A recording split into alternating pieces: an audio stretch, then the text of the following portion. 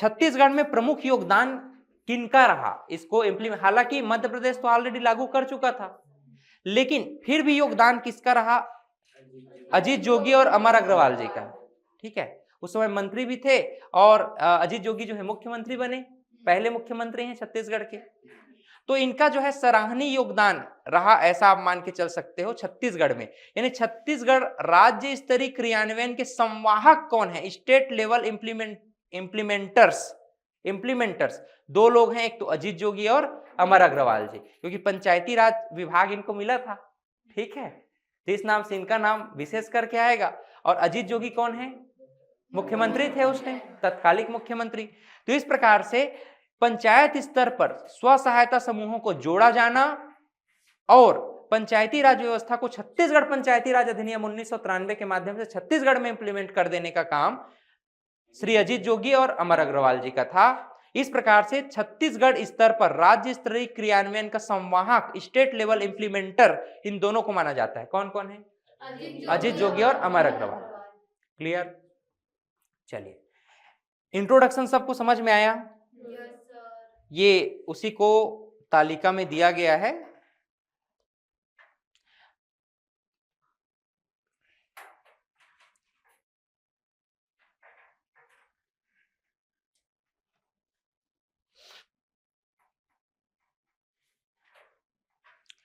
अंग्रेजों को भी देख लेते हैं एक बार। अंग्रेजों ने भी तो कुछ ना कुछ किया होगा ना। भारत में अंग्रेज लोग इतने समय तक रहे, 1600 ईस्वी से लेकर के कब तक? 1947 तक, है ना। उन्होंने भी तो कुछ ना कुछ तो किया होगा, तो उनको भी समझ लेते हैं। ब्रिटिशों का योगदान, एक तो पॉजिटिव इनिशिएटिव देखेंगे और नेगेटिव इनिशिएटिव भी देखेंगे।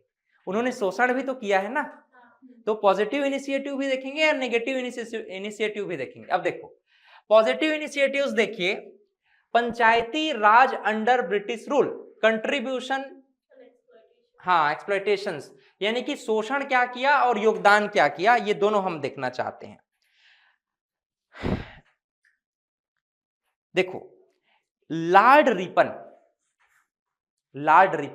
1882, ध्यान में रखिएगा, Lord Ripon very very IMP, इन्होंने पहल किया था स्थानीय स्वशासन का, लोकल सेल्फ गवर्नेंस। क्या बोलोगे? Local self governance. तो लॉर्ड रिपन को father of local self governance in India कहा जाता है। Most IMP question for your exam, है ना। स्थानीय स्वशासन का जनक, स्थानीय स्वशासन का जनक किसे माना जाता है? लॉर्ड रिपन को माना जाता है, क्योंकि इन्होंने ही सबसे पहला प्रयास किया, इनिशिएट किया, पहल किया। तो इस नाम से पहली बार स्थानीय स्वशासन, लोकल सेल्फ गवर्नेंस की सिफारिश लॉर्ड रिपन को कहा जाता है। इसी नाम से Lord Ripon is father of local self governance in India.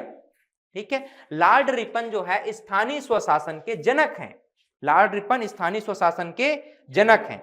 दूसरे क्रम पर रॉयल कमीशन ऑन डिसेंट्रलाइजेशन है ना, ये डिसेंट्रलाइजेशन लिखना, रॉयल कमीशन ऑन डिसेंट्रलाइजेशन 1907, स्थानीय निकायों को अधिक प्रशासनिक अधिकार देने का सिफारिश कब आया था?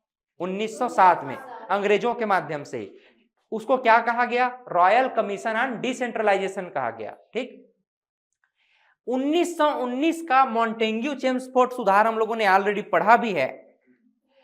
इसमें डायरकी आया था, यानी द्वैध शासन प्रणाली। द्वैध शासन मतलब शासन में दो प्रमुख व्यवस्था होगी, है ना। तो द्वैध शासन प्रणाली आया, जिसमें ग्रामीण निकायों के लिए कुछ कार्य स्पेशली सौंपे गए थे, जैसे सड़क वगैरह बनाना है, तालाब वगैरह का निर्माण करना है, ये जो है गांव को स्पेशली सौंपा गया था 1919 में। फिर 1935 मोस्ट आईएमपी है, भारत सरकार अधिनियम बोलते हैं इसको। 1935 का भारत सरकार अधिनियम स्थानीय स्वशासन को प्रांतीय सरकारों की जिम्मेदारी बताया गया या बनाया गया, कि भाई जो स्थानीय स्वशासन होगा, सेल्फ लोकल गवर्नेंस होगा, ये जो है प्रांतीय स्तर पर, लोकल स्तर पर इसको इंप्लीमेंट करो, इनको अधिकार दो और इनको अपनी समस्या का निदान करने का जो है व्यवस्था प्रदान करो। अच्छा, हम लोग तो 1993 में लागू कर रहे हैं भैया, अंग्रेजों ने पहले ही इसको इंप्लीमेंट कर दिया, प्राचीन समय में पहले इंप्लीमेंटेड था, है ना। इसके अलावा मध्यकाल में देखें, आधुनिक काल में देखें तो अंग्रेजों ने पहले ही इंप्लीमेंट कर दिया। तो इनका पॉजिटिव इनिशिएटिव है कि नहीं है ना।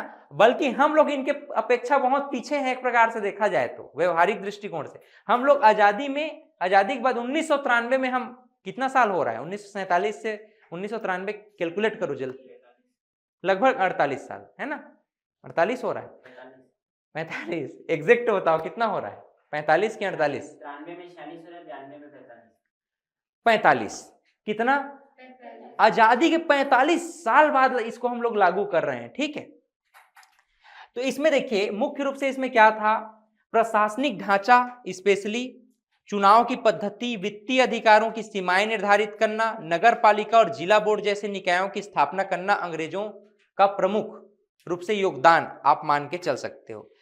ब्रिटिश सरकारों द्वारा शोषण और इसका एक्सप्लॉयटेशन कैसे किया गया, है ना, यानी ब्रिटिश सरकारों द्वारा किस प्रकार से इस पंचायती राज सिस्टम का शोषण किया गया, यह भी हम लोग को जानना है। देखिए कैसे शोषण किया गया भाई। ब्रिटिशों के असल इरादे ग्राम स्वशासन को बढ़ावा देना नहीं था, बल्कि राजस्व वसूली और नियंत्रण को मजबूत करना था। इन्होंने देखो पॉजिटिव इनिशिएटिव तो देख लिया, एक पक्ष बहुत अच्छा लग रहा है कि भाई ग्राम पंचायत को इन्होंने ही सबसे पहले लागू किया, लेकिन इनके अधिकारी नहीं थे गांव का खून पीने के लिए, गांव वासियों का खून पीने के लिए इनका लोकल अधिकारी नहीं थे। कहां पर, गांव में। किस नाम से आपने सुना होगा, गौटिया सुना होगा, जमींदार सुना होगा, है ना। तो जमींदारी व्यवस्था इन लोग लेकर के, जिल्हेदार, स्पेशली जिल्हेदार व्यवस्था इन्होंने लेकर के आया। तो जिल्हेदार, उसके बाद फिर जमींदार, जमींदार नीचे गौटिया। तो इन लोग जो है गांव में प्रमुख हुआ करते थे। गौटिया जो है जमींदार को दे दिया वसूल करके टैक्स, फिर वो जिल्हेदार को दे दिए, जिल्हेदार फिर अपने जो अधिकारी हैं बॉस उन तक, फिर वो गवर्नर तक जाएगा, फिर वो ब्रिटिश सरकार तक चला जाएगा। इस प्रकार से पूरी व्यवस्था थी। तो इनका जो स्थानीय स्वशासन को बढ़ावा देना नहीं था, बल्कि क्या था, रिवेन्यू कलेक्ट करना था। क्या था, रिवेन्यू, राजस्व वसूलना था। ग्राम स्वराज का इन्होंने हनन किया, सप्रेशन ऑफ विलेज ऑटोनॉमी, यानी कि ब्रिटिशों ने पारंपरिक पंचायतों को गैर मान्यता दिया, इनको मान्यता नहीं दिया, और गांव की निर्णय क्षमता और सामाजिक नियंत्रण को अपने हाथों में ले लिया। स्वराज उगाही का मनमाना एक प्रकार से मशीन बना देना, इसको पंचायती राज संस्थाओं को लगान वसूली यानी रिवेन्यू कलेक्शन का औजार बना दिया। निर्णय का अधिकार केवल ब्रिटिश अधिकारियों के पास हुआ करता था। सीमित वित्तीय और प्रशासनिक अधिकार, मतलब देखो गौटिया नहीं रहोगे बेटा तुम, जब तक तुम गांव का खून पी करके नहीं आओगे मेरे पास, तो जाओ जितना हो सके टैक्स वसूलो, रिवेन्यू कलेक्ट करो, तब जाके तुमको गौटिया बनाएंगे। तो गौटिया लोग अपना अलग शोषण करते थे, और जो बचा है उसको फिर अब एक स्पेशली वहां पर 1/4 1/3 ऐसा, या 1/10 भाग ऐसा स्पेशली था कि इतना आपको हिस्सा क्या है ब्रिटिश गवर्नमेंट को देना है। तो उतना हिस्सा अगर आप नहीं दे रहे हो तो आपको गौटिया पद से हटा दो, इस प्रकार का था। तो भाई जितना हो सके खून पियो, कोई दिक्कत नहीं। आज इस प्रकार का स्थिति है क्या?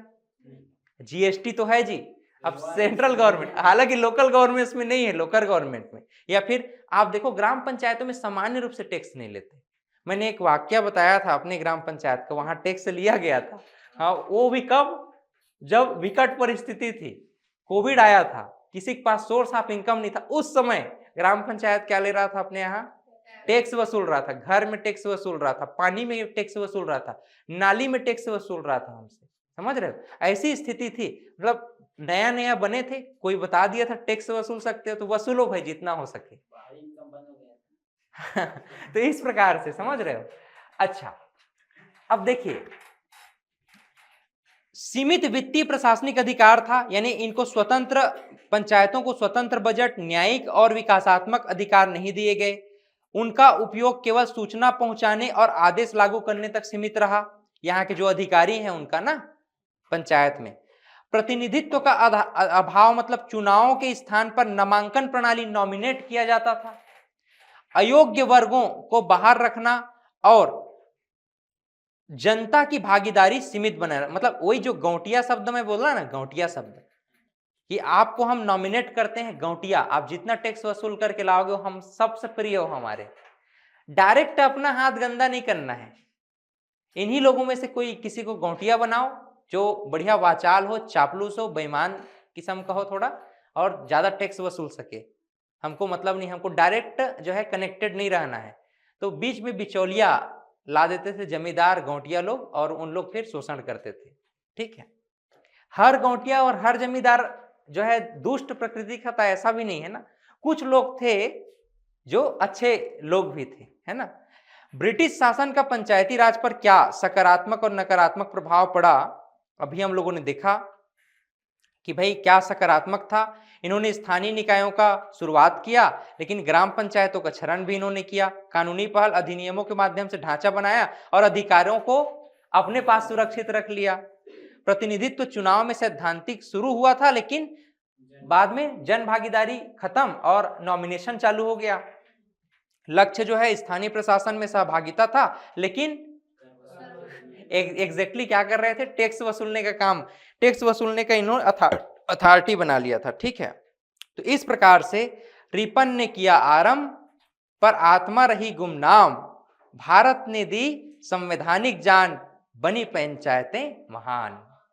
तो आज के लिए हम इतना ही रखते हैं। आरक्षण इसमें कौन किसने दिया, इस प्रकार से हम पढ़ेंगे। समता समानता क्या होता है, इक्विटी एंड इक्वालिटी वास्तव में क्या होता है, ये हम पढ़ते हुए कल से हम लोग एग्जैक्टली 1993 छत्तीसगढ़ को स्पेशली पढ़ना है। 1992 को तो हम लोग देख लिया, अब 1993 से लोकल सेल्फ गवर्नेंस को कल डिटेल में समझने का प्रयास करेंगे। क्लियर है? यहां तक सबको समझ में आया कि नहीं आया? 5 मिनट रुको, उसके बाद जाना। अभी जो है पंचायती राज व्यवस्था हम लोगों ने देखा है ना। सबसे पहले हम लोगों ने क्या पढ़ा, पंचायती राज क्या है, पंचायती राज का अर्थ क्या है, परिभाषा क्या है।